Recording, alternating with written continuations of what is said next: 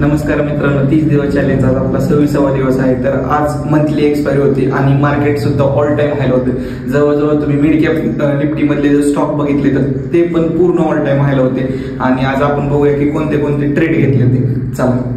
Good morning मित्रांनो, हा bank निफ्टीचा chart आहे आणि बँक निफ्टीची आज मंथली एक्सपायरी पण आहे.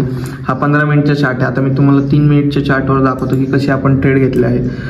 आता ऑल टाइम हायला मार्केट असल्यामुळे आपण हा 5 मिनिटाची टाइम फ्रेम आहे. ऑल टाइम हायला मार्केट असल्यामुळे आपण पिवट पॉईंटचा यूज केला.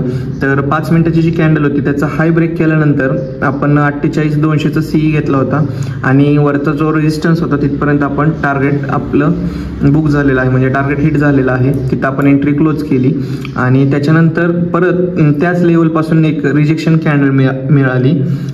त्यावेळेस त्या कॅन्डलचा परत एक वेट केला. त्या कॅन्डलचा लो ब्रेक केल्यानंतर आपण 48,800 पी घेतला होता. पण त्यामध्ये काय झालं की आपण एसएल ट्रेल करत होतो, कारण ऑलरेडी ऑल टाइम हायला मार्केट होतं, त्याच्यामुळे एसएल ट्रेल करत होतो.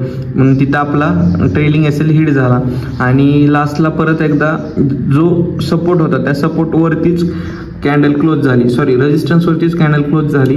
म्हणून तिथं एक आपण 48,300चा सीई घेतला आणि परत एक जो डे हाय आहे ते टार्गेट ठेवलं आणि असे आज आपण 3 ट्रेड घेतले. तर बघूया आपण प्रॉफिट किती झाला आहे. हे 3 ट्रेड आणि आजचा हा आपला प्रॉफिट.